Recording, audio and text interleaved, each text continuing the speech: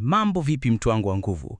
Hii ni Movika Daily TV na leo kama kawaida tunaendelea na episodi ya 6 ya mashine hii kali kabisa inayojulikana kama My Demon. Kabla tujaendelea nikukumbushe tu kama wewe ulikuwa bado hujasubscribe channel yetu, basi hakikisha unafanya hivyo mtu wangu, ili kuweza kujiunga na familia hii ya burudani na kuweza kuzipata kazi zetu mara tu tunapoziachia.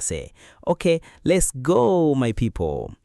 Movie yetu inaanzia pale pale tulipoishia kwenye episode ya 5. Tunaona mwanadada Du Hee akiwa amekamatwa na kufungiwa juu kabisa ya balkoni ya ghorofa refu sana. Tunarudishwa nyuma kidogo na tunaambiwa kwamba wakati Du Hee alivyohisi hali ya sintofahamu ndani kwake, basi alipiga simu ya dharura, yani emergency call, na ndipo call hizo zikamfikia mwamba wetu Gu-won. Na Gu-won baada ya kupokea ile simu ya dharura ananyanyuka akiwa amechanganyikiwa kinomanoma. Mwamba anachukua gari na kuanza kuendesha kwa speed sana, huku akisema kimoyomoyo, Du Hee please be safe. Basi mwamba anafika kwenye apartment, lakini anafika nakuta lift imeharibika na anatakiwa kuenda floor ya juu sana. Gu-won bila kupoteza muda anaanza kupanda ngazi. Ni balaa sana. Upande wa Du Hee, yule jangili anasogea na kuanza kukata kile kitambaa ambacho kimemfunga Du Hee. Anakata upande wa kwanza, Du Hee anadaka kipande kimoja cha upande wa pili, huku akilia sana akisema no, don't do that, huku mwamba Gu-won akipanda ngazi kwa speed sana yani. Basi yule jangili anasogea na kuanza kukata na kile kipande kimoja kilichobaki. Du Hee alilia sana huku akiomba asamehewe. Basi yule jangili wakati anaendelea kukata kile kipande, kabla hajamaliza anasikia sauti ya mtu akipanda ngazi kwa kasi sana, hivyo anaacha na kujificha. Pale pale Gu-won anatokea, na wakati huo ile nguo ndio ilikuwa inakatika. Basi mwamba Gu-won analuka na kumdaka mkono mwanadada wetu Du Hee. Hii moment kila mmoja kuamini, bibi anaishia kuita tu Jong Gu-won, lakini na mwamba wetu anajibu Du Hee kwa hofu sana. Ghafla yule jangili anatokea tena na kushambulia kwa kisu, akiwaacha Gu-won na Du Hee wakianguka chini, huku yeye akicheka. Basi bwana, wakiwa wanaanguka, Gu-won anashika mkono wa mwanadada wetu Du Hee na kufanya uchawi, na hapo wanajikuta wakitokea ndani ya jengo kwenye ngazi. Ni balaa sana. Du Hee akiwa ni mwenye hofu sana, jamaa anamuita na kumuuliza, Du Hee are you okay? Mwanadada amini kama kapona, anageuka na kumkumbatia mwamba wetu Gu-won kwa nguvu sana, huku akilia kinoma noma, maana hapo alihisi kabisa kifo kilikuwa kinamuita. Basi Gu-won akawa anamfariji kwa kumwambia it's okay, kila kitu kipo sawa na mambo yote yameisha. Wakati ule wakati makumbato yakiendelea, binami ya Du Hee naye anajulikana kama Seo-kun alikuwa mbio sana kumbe naye aliipata ile emergency call kutoka kwa Du Hee. Basi mwamba alivyoona Gu-won kachukua point 3 aliumia kinoma noma yani. Basi bwana, hawa watatu wakaingia ndani na kuanza kuzungumza hali iliyotokea. Du Hee akasema jangili yule alionyesha kabisa kufurahia kufanya haya, alikuwepo kana kwamba akihitaji kuniona mimi kifa, akimalizia kwa kusema inavyoonekana kwamba kuniua mimi sio lengo lake kuu, kuna jambo limejificha. Na ndipo pale pale Du Hee anaulizia simu yake, na ndipo Gu-won anamwambia hii hapa, ilikuwa imeanguka hapa chini. Basi anaichukua na kufungua program ya kuangalia CCTV recording, na ndipo inaanza kuonesha jinsi yule jangili alivyoingia hadi kumteka Du Hee. Na hapo mwanadada Du Hee anasema huyu sio yule wa mwanzo, ni mtu tofauti kabisa. Lakini pale pale Gu-won anasema subiri kwanza, embo angalia makovu yake kwenye shingo yake ni yale ya yule mtu wa kwanza. Hapo basi wote wakajua kuwa huyu ni yule jangili anayevamiaga wakati wote. Gu-won anaendelea kwa kusema sasa nimegundua kumbe ndo maana siwezi kumtafuta kwa kutumia nguvu zangu, sababu ni kwamba bado sijajua sura yake halisi. Basi bwana, hawa vidume wawili wanatoka pembeni na kuzungumza. Seo-kun anamuuliza Gu-won, hembu niambie ukweli, ni siri gani mnaificha wewe pamoja na Du Hee, na ilikuwaje mpaka ukamuokoa mlivyokuwa mnaanguka nje na ghafla mkawa ndani? Gu-won anamjibu akisema kwa nini kwanza nikwambie wewe ni nani? Seo-kun anamwambia mimi ni mtu pekee liye upande wa Du Hee. Gu-won anamuuliza una uhakika gani? Jamaa anamjibu ni kwa sababu ninaumia ninapomuona Du Hee akiumia, na ninapata furaha ninapomuona Du Hee akiwa na furaha. Hapo bana, Demon afikiria akiwaza mbona na mimi nipo hivyo hivyo. Basi anamjibu akimwambia kuwa sio wewe pekee upo upande wake, hata mimi pia. Upande wa pili Du Hee anatoka na kuangalia sehemu ile ambayo isingekuwa Gu-won tayari andeshikuwa na rehemu. Yaani bibi anaangalia akiwa bado haamini, anaishiwa nguvu mpaka kukaa chini ase. Pale pale anakuja binamu yake, wanamuita Seok-hook. Anasogea karibu akimwambia Do-hee, don't fight this dangerous battle by yourself anymore. Akimaanisha asipambane vita hii hatari peke yake. Akiendelea huku akinyosha mkono na kusema Do-hee, mimi naomba nikuoe, utakuwa huna mwenyewe tena. Oya, ni balaa sana leo, binamu kaambua afunguke aisee. Binamu nyama ya ham bana. Basi akiwa amenyoosha mkono wake kuelekea kwa bibie Do-hee, pale pale mwamba wetu Gu-won naye anatokea na moja kwa moja ananyoosha mkono wake pia akisema marry me instead. Oya, na Gu-won pia ana propose ndoa kwa mwanadada Do-hee aisee. Sini inahama na kutuonesha asubuhi mwanadada Do-hee akiwa ofisini, mawazo ni mengi sana. Anaendelea kukumbuka jambo la jana huku akiwa waza wale miamba miwili wote walimtamkia kwamba wanataka kumuoa aisee.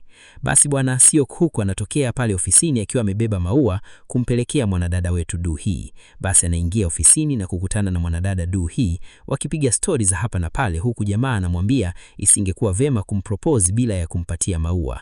Oya, mwamba wetu Gu-won anaona lile tukio na hapo jamaa anaingiwa na wivu kinaumanoma aisee. Basi bwana, wakati Seok-hook anatoka wanakutana na Gu-won. Basi wanatoka nje kwa ajili ya kwenda kuzungumza mawili matatu. Jamaa anaanza kwa kumwambia Gu-won kwamba wewe upo hapa kama mfanyakazi, so usijofikiria chochote juu ya mwanadada Do-hee. Gu-won anajibu akisema mahusiano yetu yalianza mbali zaidi kabla ya hii kazi. Seok-hook anauliza, so kwa nini ukamkataa alipokuambia muoane na sasa unajisogeza kumtaka? Gu-won anamjibu akimwambia mimi nilikataa ndoa ila sikumkataa Do-hee. Anaendelea na kusema kwa sasa nipo serious kweli na swala hili. Kisha mwamba wetu Gu-won anaondoka zake. Lakini Seok-hook anamalizia kwa kusema kumbuka nafasi yako kama mlinzi kwake na usivuke mipaka. Gu-won anageuka na kumwambia there is no line I can't cross, akimaanisha hakuna mpaka asiyeweza kuvuka. Kisha anaondoka na Mia. Basi bwana, leo kulikuwa na mkutano mkubwa sana wa kutangaza bidhaa mpya ya Miracle Group, na tunamuona Mr. Noha as chairperson ameitwa mbele ili aweze toa hotuba fupi. Basi bwana, wakati anaendelea kuhutubia mbele, anamuona Do-hee akiwa na Gu-won wanasogea ile eneo. Oya, huyu mzee alipigwa na butwa sana, sasa sijajua ni kwa nini. Okay, basi mwanadada anafika pale na kupanda pale mbele. Basi baada ya kumaliza, Do-hee anamwambia Mr. Noha kwamba naona unatoa hotuba azif tayari, yani wewe ndo chairperson wa kampuni. Umesahau kuwa wewe ni mwenyekiti wa kipindi cha kipito. Akiendelea kwa kusema sitaki nizunguke sana, kesho nafunga ndoa na sina muda wa kuanza kuandaa kadi za mwaliko. Wewe kama familia unaweza kuja tu. Oya, ile habari iliwastua familia nzima pale mbele ese. Kisha anashuka zake na kuanza kuondoka. He bwana, ni nani huyo ambaye atamuoa mwanadada wetu Do-hee? Maana tayari jimbo lina wagombea wawili ese. Ile habari kusema ukweli familia nzima ilichanganyikiwa kabisa. Basi bwana, sini na hama na leo ndo ile siku ya wali kuliwa na mchele kupakuliwa. Bibi Do-hee akiwa ndani ya vazi la shera, hii inamaanisha tayari anakwenda kufunga ndoa ese. Basi bwana, Do-hee anaingia ukumbini na kukutana na familia nzima ya Madam Ju akiwaambia nilifikiria kuwa hamtokuja, lakini Mr. Noha anamjibu akisema kama nilivyokwisha kuambia sisi ni kama familia. Kisha nampa mkono akimwambia hongera sana. Do-hee akijibu asante. Basi bwana, sherehe inaanza na MC anamkaribisha bibi harusi stejini. Basi bwana, taratibu mwanadada Do-hee anasogea stejini na tunafanikiwa kumuona mwana harusi. Oya, kumbe Gu-won ndiye anayemuoa mwanadada wetu Do-hee aisee. Wamependeza kinoma noma aisee. Basi viapo vinaendelea pale kama kawaida. Mimi Jeng Gu-won nampokea Do-hee kuwa mke wangu na ninaahidi kuwa mwaminifu kwake. Huku Do-hee pia akisema mimi Do-hee nampokea Jeng Gu-won kuwa mume wangu na naahidi kumtii, kumpenda mpaka mwisho wa uhai wangu.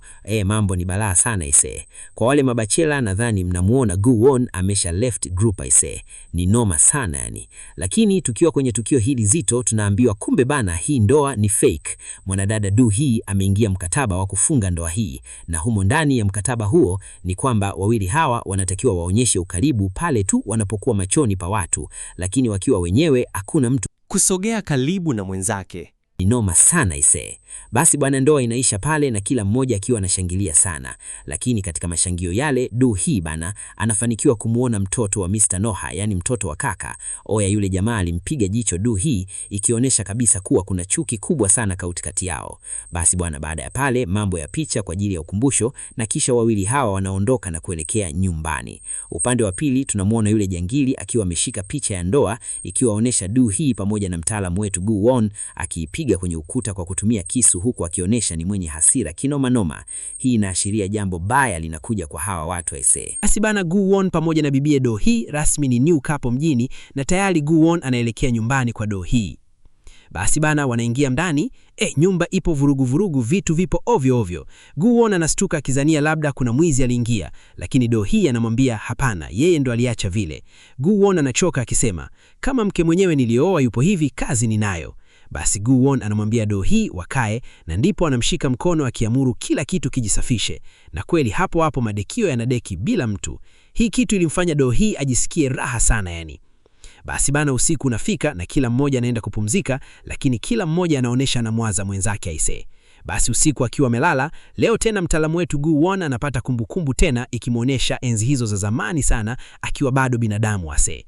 Na leo inaonesha alikuwa anatoka kando ya mji, mara anakutana na mwanadada mzuri sana na ghafla anastuka.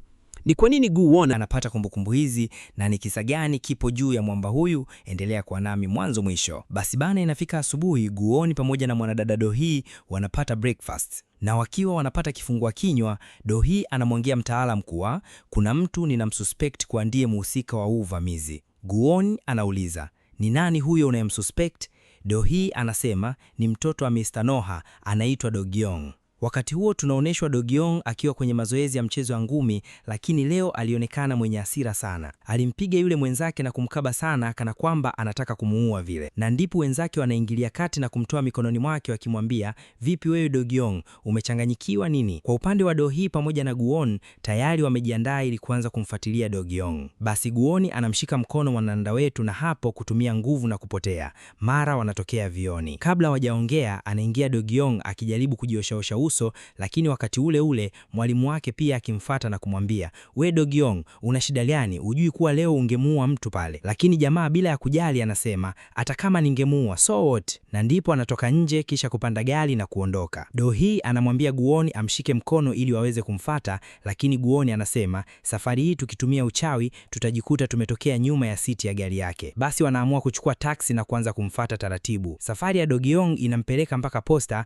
ambapo inaonekana kuna kitu kilihifadhiwa, anaenda kukichukua. Basi wakina Gu-won kama kawaida wako nyuma kumfuatilia. Wakajibanza sehemu kusubiri kuona ni kitu gani anachokichukua, lakini ghafla jamaa yetu machari akamcheza ase. Pale pale akahisi kuna watu wanamfuatilia. Pale pale mwamba akaanza kusogea kuelekea upande ule ambao wawili hao wamejificha. Oya, leo ndio leo aise. Mwamba taratibu anasogea kuwafuata kina Do-hee. Pale pale Do-hee anamwambia Gu-won amshike mkono ili wapotee sasa. Cha ajabu bana, kila jamaa akijaribu kutumia nguvu zake, oya inagoma. Hapo ndipo anachanganyikiwa. Huku mwamba Do-gyong anazidi kusogea taratibu kabisa.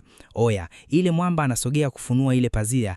Pale pale Gu-won kamkamata mwanadada Do-hee na kumpiga busu la 20,000 yani, asikwambie mtu ase. Do-hee anapigwa na butwa kinoma noma ase. Mambo yanazidi kuwa moto. Vipi ili busu alijavunja sheria za mkataba kweli? Na je, hawa wawili itakuwaje, watakamatwa au watatokaje hapa? Na vipi kuhusu penzi hili la kuigiza? Je, litazaa matunda na kuwa real love? Utanidondoshea kwenye comment hapo mtu wangu, wewe unaonaje? Mimi kufikia hapa sina la ziada. Tukutane katika episodi ya 7 ya mashine hii kali kabisa. Na nikukumbushe tu, kama ulikuwa bado hujasubscribe channel yetu, basi hakikisha unafanya hivyo mtu wangu wa nguvu, na hapo utakuwa umetisha kinoma noma yani. Bye. Movika Daily TV. Watch and enjoy.